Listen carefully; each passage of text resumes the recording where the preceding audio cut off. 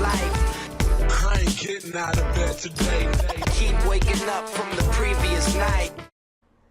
Hello again, writers and artists. Yesterday I uploaded my night mode template for Scrivener, and I wanted to cover sort of how to use it and my outlining format, which I have borrowed from a few YouTubers out there, which I will credit below. And I will go through my process using a pretty familiar story. That is the story of Spider-Man, so that you can kind of follow along with the 3-act structure, and hopefully you get something good out of this. So starting off here, you can see my screen. I'm going to expand these folders, okay? And I've pre-populated some of this. And as I go along, I'll probably do the same for the others. And then we are going to start with our meeting. So just to go up through a little bit of the setup, in my previous video shows why all these folders are here and this and that, but the 3-act structure is pretty simple, okay? Act 1 setup, Act 2 conflict, Act 3 resolution. So setup is sort of self-explanatory, but what you see here is I took some of the notes from the YouTuber katytastic as a cheat sheet here, so that as I'm writing, I always have this available to remind me where in the story I am, what I'm supposed to be doing, really what I'm supposed to be covering, right? So our first part of Act 1 would be the meeting. So what does a meeting do? Well, we can see here, it's an introduction to our characters and then setting up the timeline. So, and that's true. In our case, we're going to be meeting Peter Parker for the first time, and I'll show you how cool it is when you can start setting up these index cards and, you know, move them around and whatnot. Some of you use chapters, some of you don't. It doesn't really matter. I'm only doing this for the first chapter to sort of show you how to move these files in and out. And if we go back to view, corkboard, just so everybody understands, I get rid of the toolbar at night. But I'll keep it on just to make this simple for myself for the demonstration purposes. Scene 1. That's not right. We'll go here. We'll see here, I kind of populated this already, and I covered it in the other video, but this is why I make duplicates of all the folders, so that my cheat sheet notes, if I overwrite them, I can still go back and see, you know, originally what I was supposed to accomplish there. So, we'll read this. Peter Parker, a 16-year-old high school student that lives with his Aunt May. Peter is from a low-income background and balances his high school life with his job at the Daily Bugle, taking photos for the paper. Peter is a brilliant science student who has a crush on his neighbor, Mary Jane Watson. So now I have sort of a framework in my first scene, in my first chapter of what I need to cover. So, and I'm not going to write that now, obviously, and what I've done is I've copied this into here, so you could see how this easily turns into, you know, if I wanted to go here now and have the reminder there, and, you know, Peter, blah, blah, blah, blah, blah, blah, you know, we would keep writing, so to speak. So clicking back on our folder, okay, now you always have to go to the top level folder to sort of understand what's going on. Okay, so this is a top level folder. You're not seeing the scene because you're not clicked on chapter, which is one of the reasons I don't use chapter folders. But if we want here, and to switch between these, it's really easy. So this is going to be, let's go on the scene here. This is going to be your actual editor, and this is the corkboard view, and then, you know, this is the outline view. Okay. So we're going to go back to corkboard. I'm going to go back to the meeting folder. And what I'm going to do now is I'm going to add a new text. Okay? We're going to put test. So as I'm going along here, I can easily shift these index cards in and out of whatever scene or folder that I want just by dragging and dropping. That's the beauty of this thing.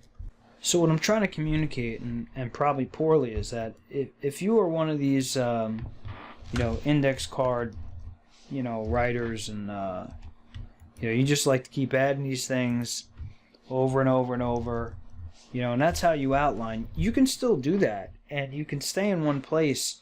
However, you know, if you're just doing it in a linear fashion, and this is for example, your inciting incident and your turning point. I mean, all you need to do is drag and drop these things where they go. So it makes it really, really convenient to work, more of like a dynamic fashion, I guess. So if you just want to go right, you can do that. But the folders being set up in advance, sort of gives you a roadmap of where you need to go. So I'm going to delete these for now. And then we're going to get back to our outline. So, we sort of established the meeting. We meet Peter Parker. We learn a little bit about him, right? And then we're going to go down to inciting incident. Now, you see, here's my cheat notes. The event that begins the plot line, often resisted by your protagonist. Time to pose any dramatic questions. So, I've already gone ahead and done this already. If I go to my next scene, you'll see what I kind of put here. While at a science fair, Peter is bitten by a radioactive spider, which grants him super strength, hypersensors, and cat-like reflexes. He discovers he can use these powers for profit and enters a wrestling contest. When a promoter refuses to pay Peter, he leaves. Upon leaving, a burglar holds up the promoter. Peter has a chance to stop him, but he does not do so. So that's sort of, if you know the story, you kind of know where this is going. That really is the inciting incident in sort of the Spider-Man origin story. The inciting incident is usually the area where you want to start, asking dramatic questions. In Peter's case, ultimately we're asking questions that, Peter is going to have to resolve now as a result of him letting this burglar get by him that later on we'll see has, negative ramifications for him. And usually your protagonist, requires what they call a push. So this usually happens at the turning point. And a push means is that, something happens in the life of your protagonist that ultimately pushes them forward through the story, which also pushes your narrative forward. So these are things which would be, major things in our life and things that you're sort of building up to in the first two arcs. So, in our case, Peter returns home to find police at his house. We kind of know what kind of happens here.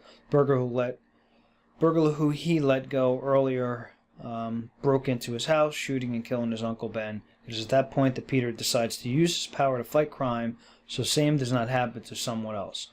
So that's true, right? I mean, Peter lets the burglar go at the inciting incident. And now the turning point in the story is, that said burglar goes and kills his uncle, whacks out his uncle, so now, he decides to use his power. With great power comes great responsibility, so the story goes, and now he's going to go fight crime. So at this point, I think I'm just going to do like a little, kind of review of where we are in the story. And, if you look, we set up the meeting, at the beginning. This is Act 1 up until this point. We've got our inciting incident. Peter gains his powers. He goes to use them for, selfish reasons, and, that kind of backfires on him. And then obviously has second thoughts when his uncle is killed, and he decides to ultimately use his powers to fight crime. Somewhere in the beginning of your first act, you should have, some sort of hook. Something to really grab the reader's attention. It can be a spoken line. It could be, really anything. But, at that point, you want to have something in there that's going to draw the reader in. And the inciting incident really should change your protagonist's life forever. Life-altering situation. And, the turning point is really like a call to action. And it should build on, it's almost like inciting incident 2, right? Like it builds on the first inciting incident to ultimately become a turning point in the story. If you look at the graph, Act 2 is, a major part of your book and often where people struggle. And we'll go through it because you have this, you've set up the beginning, and you sort of want to get to the end, and now you have this drawn out part, which is going to take over the bulk of your book. You figure Act 1 is probably about the first quarter, and then Act 2 is going to be almost half of your book, if not half. Act 3 is usually a lot shorter, and a lot quicker, because you're just getting to resolution. So at this point we're in Act 2, and Act 2 is like we said, is the bulk of the book, but also where things sort of start to go to shit for the protagonist. Not that everything's going great for Peter right now, but at least he's Spider-Man. So we're going to go to what's called the first pinch. And the first pinch is really, the things that lead to the protagonist's first failure. So You'll see here now there are more scenes because, again, this is more, this is a bigger part of the book, Act 2. In our first scene, Peter trains to be Spider-Man. He makes his costume, he, makes his web shooters, he's swinging around New York, and he's catching criminals, and he's, doing all these kinds of things, and, overall he's, just having a good time. Then, he's not doing so great in school, and he's starting to have problems there, and, he's having issues, he's got a little crush on Mary Jane, but, she's dating Harry, and it's kind of this big mess and tension and this and that. And then in the background, we have Harry's father, Norman, who is, exploded himself as something or another and, becomes the Green Goblin. He begins now on a rampage through New York, attacking things and, doing all kinds of mischief and whatnot. And this, of course, gains the attention of Peter. Peter decides to let Mary Jane know how he feels, and, not much comes of that. And, finally the Goblin, when he's not tearing shit up, he decides to call out Peter Parker, or I'm sorry, Spider-Man, and, make his life now a living hell because he needs a challenge. He's bored. So this brings us to the midpoint.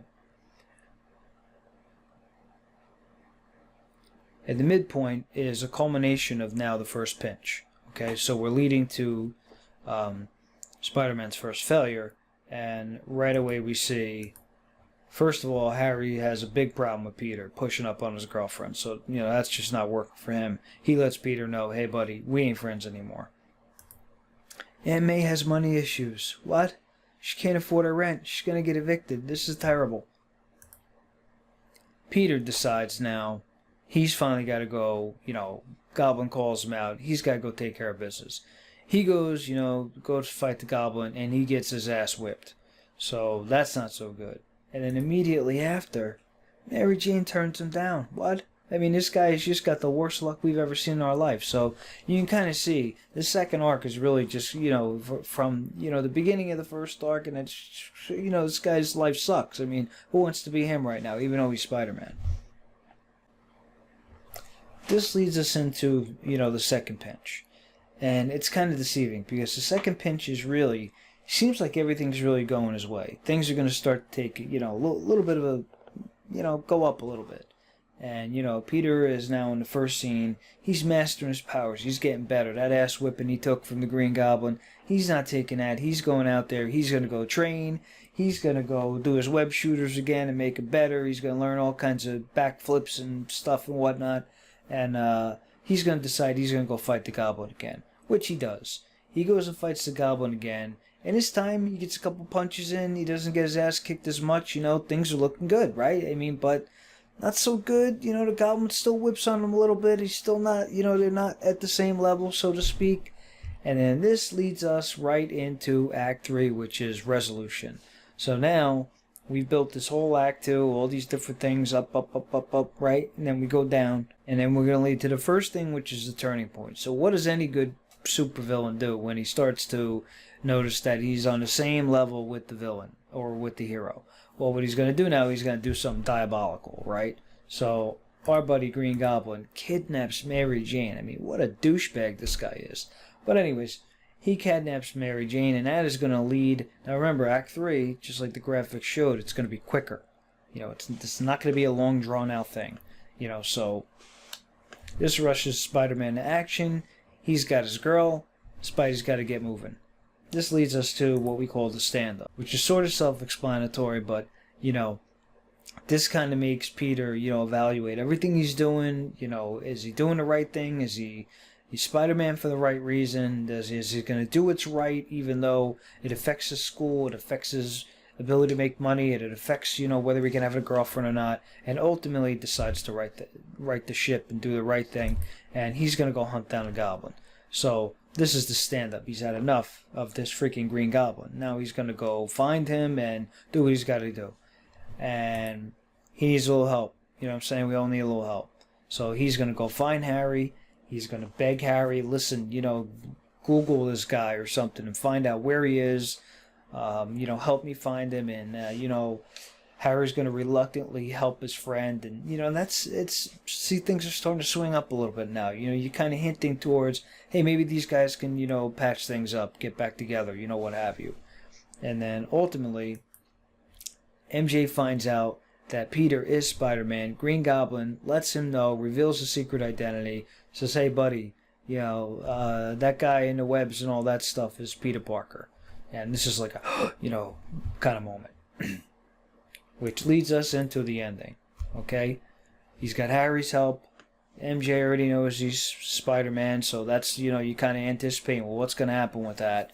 And Spider-Man ultimately finds Green Goblin with MJ and, gives the guy a beating, just beats his ass and, saves MJ, and MJ is safe, and, everything's great, and she knows he's Spider-Man, and now he knows why he's such a dork all the time, and, ultimately decides that, in the last scene here, that she's decides she's going to be with him. He's great, he's Spider-Man, now she understands, and Harry thinks everything is great. Their friendship is restored, and they hug it out and everything, and they're bros and all that stuff. And Aunt May wins the lottery. So in the midpoint where she was having some money problems, she wins the lottery. She doesn't give a shit about anything now. She buys everybody pizza, and then everybody goes home in the end. Hopefully, I've illustrated, at a very basic level how the 3-act structure works, and how you can really use this program to help you do that. I mean, like you see here, if we want to take in the stand-up and we want to take, one of these things here and we want to move it into a different folder, you don't even have to be that organized in the beginning. You just got to write your scenes. And, when you get in these cards here in the folder view, the cards are basically what you're going to be writing on. And what I mean by that is basically the cards are the things you actually edit on. They're literally the same thing. So when you write this little kind of synopsis of what's going to go on, and then you start typing in here, your scenes and all this other stuff, I mean, that remains. So ultimately, these cards are what become of your, when you compile, what become your manuscript. So you'll see in this corner here, include and compile, and I already covered in the other video that, the folders are not included in the compile. I took that checkbox off. So, each of these things, they're checked. So when you compile and everything into PDF and ebook and, all of those kinds of things, it's going to grab all these scenes and mush them all together, and there you go, there's your book. Anyway, I hope this helps. If you have any questions, leave them in the comments below, and, it would really help if you hit that like button. I mean, I don't know what your problem is. You should have done it already. And, good luck in your NaNoWriMo and your book writing, and we'll see you next time. Thanks. Now hit my music.